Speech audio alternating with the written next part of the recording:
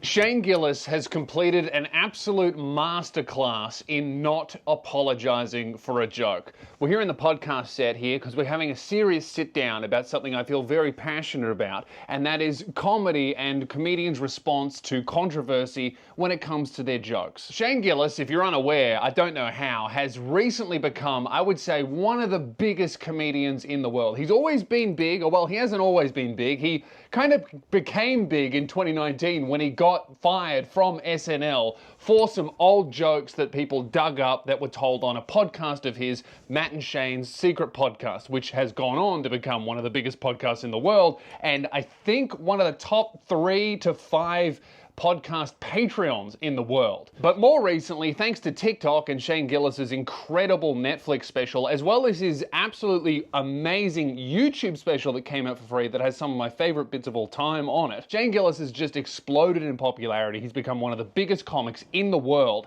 and he's become so big that the company that initially fired him is now bringing him back to host their television show that he was fired from, which is just an absolute baller boss move. The only other comedian who's done this that I'm aware of is Norm Macdonald, who was also fired from SNL and then about 18 months later came back to host the show itself. How did I go in a year and a half from being not funny enough to be even allowed in the building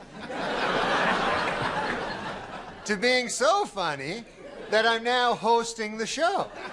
If you're unfamiliar, SNL is one of the world's biggest and longest running sketch comedy shows that have a team of writers and comedians and a regular cast of comedians that perform the sketches, play different characters on the show, and help write everything. And they feature a rotating list of surprise celebrity guests who host the show, participate in the sketches, do live performance if they're a musician. And it's very rare for a comedian to host the show unless they are one of the top 10 to 20 most famous comedians on the planet at that moment in time. Shane Gillis has entered that realm and now he's hosting the show. Now let's take a step back in time here to 2019 when Shane Gillis was announced as a new cast member of Saturday Night Live along with a few other comedians who haven't gone on to do as well as Shane has. At the time, this was a huge opportunity for Shane Gillis, who has an incredible love and talent for sketch comedy, which is incredibly obvious if you have a look at his sketch show that he's released with a few other collaborators called Gilly and Keeve, some of the funniest sketches that are on YouTube today. Oh, God.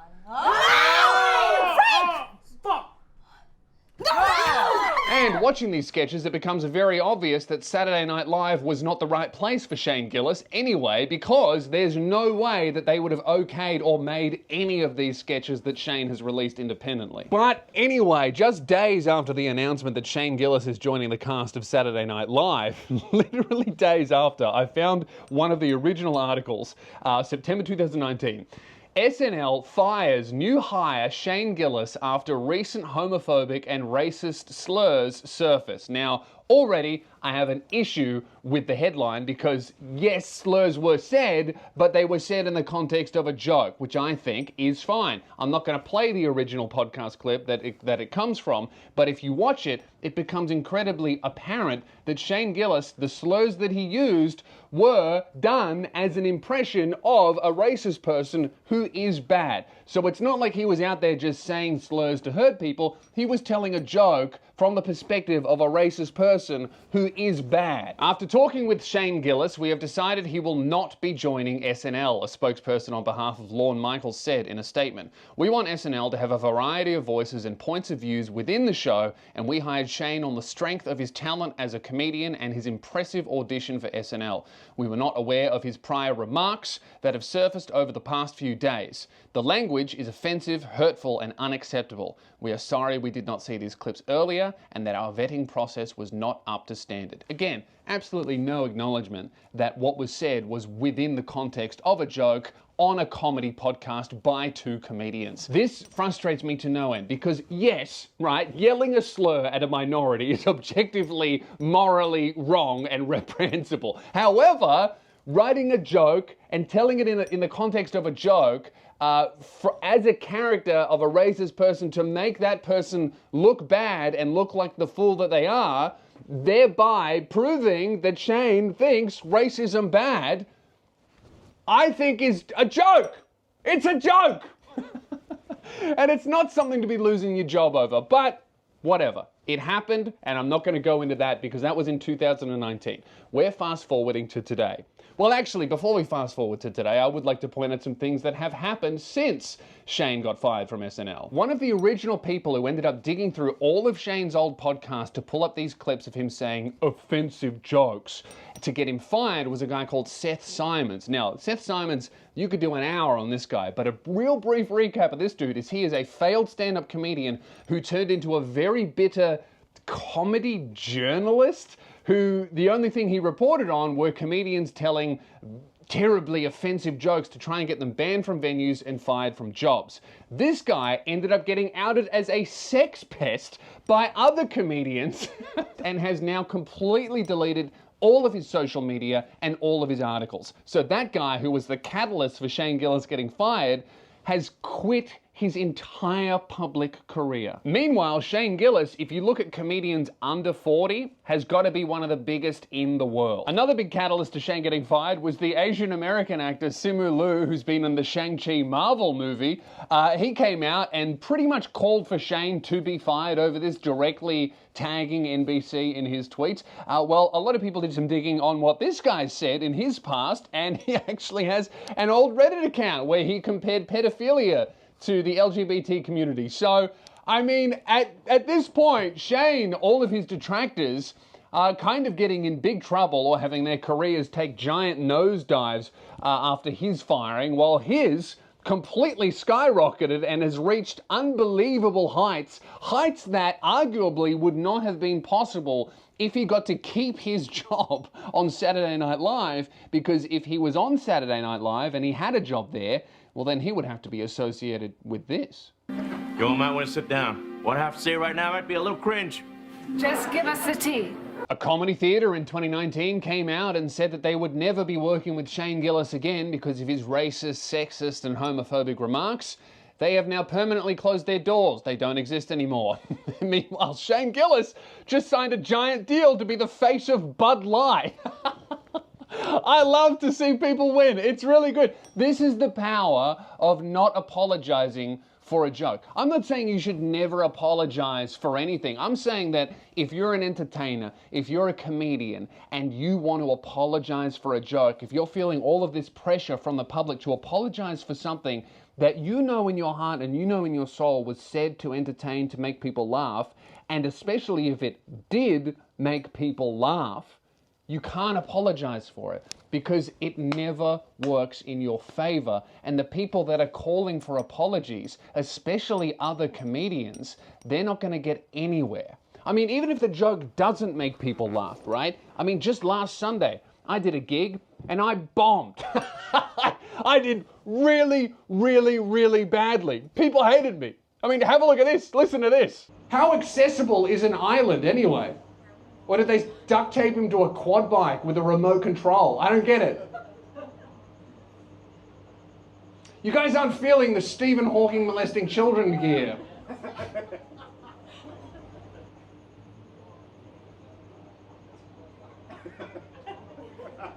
I feel like I'm getting more laughter by standing here in silence. Maybe I'll just do that. I'll just fucking stand here and go, look at me, and free on the knee. There we go. If you didn't like that, you're wrong. All right, I'm Lewis Spears. Have a great night. Hopefully you like the next guy. Thank you. Oh, brother, this guy stinks! They hated me, all right? They absolutely hated me. But here's the thing. I had done 3 other gigs that night, and I had crushed with the exact same material. On the name. All right, that's my time. You guys have been lovely. Google me. Thank you. So, because I didn't make people laugh in one gig, the joke is not funny? No, it's just not for them. Sometimes your joke reaches an audience that it's not for, that don't like comedy at all, that don't like it in general. And those people, if they call for your head and they make you lose your job, what are you going to apologize to them for? What are you going to get if they've already taken your job? You then apologize and then they're going to go, oh, we forgive you. We're going to buy tickets now. We're going to come to your show. No, they're not. They're absolutely not. They don't like you. They never will. You know, this is what I always say to comedians who get in trouble for jokes. It's like, stand on your business. Did you think it was funny? Did it get a laugh in the room? If the answer is yes, then it's a good joke that was shown to the wrong type of people. I don't like spicy food, all right? I don't like spicy food. If I go to a restaurant and I have a bite of something spicy, I don't demand an apology from the chef, okay? Maybe if I had an anaphylactic reaction and I said, hey, please don't give me peanuts, and he fed me peanuts, I might have a case for an apology. But if it's just a type of food that I don't like, and I happen to come across it on a table, and I ate some that I wasn't forced to eat, that I didn't necessarily order and receive the wrong item, I would be an idiot for trying to get the chef to apologize. But people do this with comedy. You know, there'll be a dude performing in a theater, and everyone there is laughing. People have paid to be there. Everyone went home. Everyone was happy. And then a clip of it makes its way to Twitter. And then a bunch of people who didn't pay to be there, who don't really like that style of comedy, who for the most part don't like comedy, the genre, the art form. And they come out and they say, oh, this is bad. You can't enjoy this. I need an apology. Why? You weren't there. You didn't pay for it. You didn't get a service that you didn't like. Close your eyes if you're not a fan of it. Don't look at it. It's all good.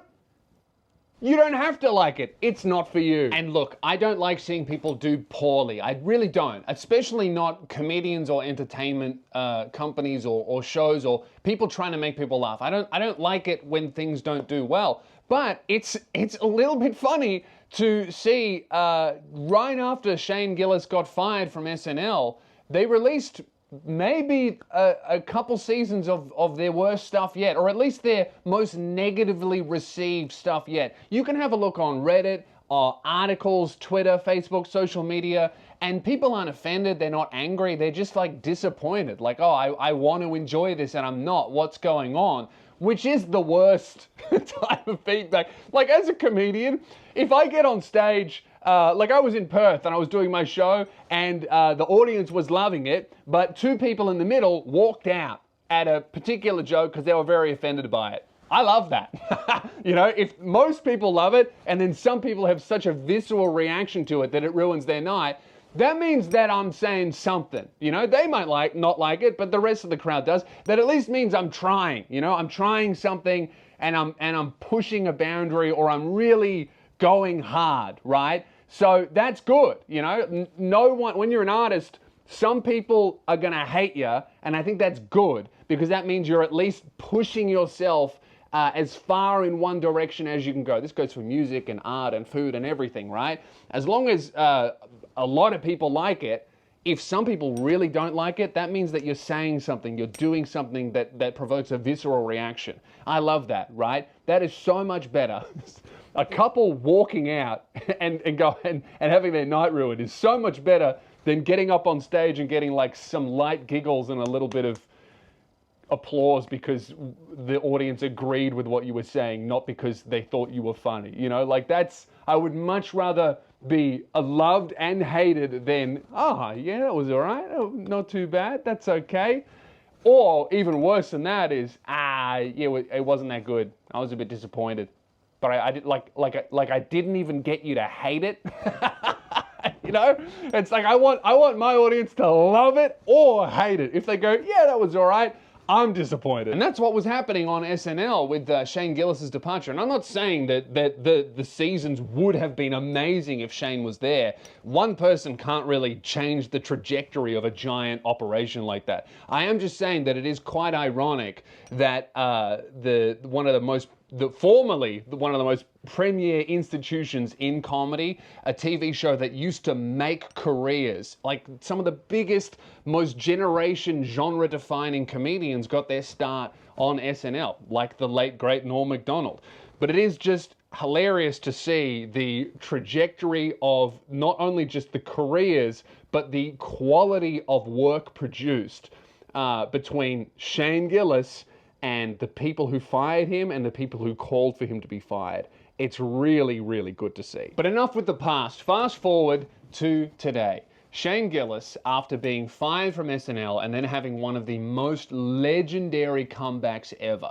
And let's be clear, Shane himself has said on multiple occasions he's not happy about what happened. He's not like proud that he got fired from SNL. That sucks. No one wants to get fired from something, especially something that they worked very, very hard to get. I mean, they approached him. He said that he didn't apply for the show, but all of the work that Shane put into his career, his performances, the sketches that he made and everything, that made a giant institution like SNL take notice. It's a huge achievement to get a call up to come onto the show and to be a regular cast member. That's amazing. And that's something that he definitely said after getting fired, is no one can take away from me the fact that I am funny enough to be invited on SNL.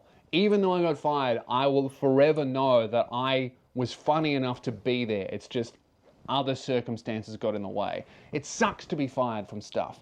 No one likes that. But since then, it has been one of the greatest turnarounds in comedy I've really ever seen so far. From getting fired to this giant thing, to being the guy that everyone was dunking on, to being on Joe Rogan, selling out tours, having a giant podcast, having one of the biggest Patreons in the world, to launching his own sketch series on YouTube and then later behind a paywall. That's some of the most critically and well received by general audiences sketch shows that, you know, has come out in the last like 5 years, really. Gillian Keeves has been universally celebrated by almost everyone that watches it. I still see the sleepwalking cop sketch on TikTok. It came out ages ago. I see it like a couple times a week, and every time I see it, I watch it to the end. But not only that, he's also partnered with Bud Light, who are desperately trying to save their reputation after the Dylan Mulvaney scandal, which I don't care about. I think it's fine to have a trans person be the face of beer, whatever. But it really, really hurt Bud Light. So now they're trying to get back the boys by getting Shane Gillis on board. And this has brought in a whole new interesting thing where Shane Gillis is now being pulled in against his will into the culture war thing, where right-wing people are trying to be like, yeah, look, Shane's our guy because he says naughty words. And then left-wing people are going, yeah, Shane has tricked right-wing people into believing that he's right-wing when really we know that he's left-wing and he's making fun of right-wing people, when really, when I look at him, I just go, oh yeah, he makes fun of both sides and people are just projecting. You know, they see a joke about a left-wing person and they go, oh, he's right-wing. And then they see left-wing people see a joke about a right-wing person and they go, yeah, Shane's our boy. He's like an inside agent. And it's like, no, dude, he's just telling jokes. He's just a comedian. I think he's pretty honest about that. So that brings us to today. We're all caught up now. Shane got fired and all of the people who called for his firing haven't done anywhere near as well as he had, and in many cases have had career nosedives in the months to years since. Shane Gillis is now coming back to host Saturday Night Live, which is a monumental achievement for any entertainer, not just comedians, all right? This is huge if you're a musician, all right? This is a massive, massive opportunity, and Shane is hosting, right? And what I find very funny that I haven't seen anyone talk about, right, is they post the lineup of the episodes about a month in advance, okay? And it's a really big deal, right? And Shane Gillis's name is right up there with 21 Savage. Now, I'm not saying that 21 Savage shouldn't be on the show. Absolutely not. I love his music. I got 1, 2, 3, 4, 5, 6, 7, 8 marked cards in my deck of cards, right? I love him, okay? But let's be real. The man is a convicted drug dealer. He's pulled guns on people. He's gone to prison. All he raps about is killing people, harming people, doing drugs, cheating on women, you know, being incredibly derogatory to women, to a bunch of other groups, and he gets to perform, and the controversial one is a guy who told a few jokes on a dumb podcast with his friend. It's obscene to me that comedians are the people that get in trouble for their art when rappers are talking about literally killing people, and many of them have literally killed people shot people, harmed people. And I'm in no way saying that these people should not be able to express what they have been through in their lived experience in a more productive way through music than through violence, right? Absolutely not. I've got friends who have gone to prison and I've visited them there. That's not the point that I'm making. The point that I'm making is that it is absolutely fucking crazy that comedians who, by and large, are nerds and dorks and weirdos and losers, all right, in their spare time, get in so much more trouble than rappers who, a lot of them, not all of them, certainly not all of them, but a lot of them are drug dealers, criminals, murderers, and violent people. All right? And that is, if you listen to their music, or a lot of their music, by their own admission. It's just wild to me. And I love rap, and I think that it's awesome that 21 Savage is hosting. I think it might be really funny. It might be a really entertaining live performance. I'm excited for it. It's just baffling to me to see much more controversy about a guy whose job it is to make people laugh, saying a few off-color words that were really just an impression of a bad person that was used to call out the bad behavior of a bad person. That's what we're worried about, and that's what we're fighting over, whether it should be acceptable, when standing next to him is a guy who's like got a fucking knife tattooed on his head. And his whole thing is like, yeah, I'm a murderer and a drug dealer.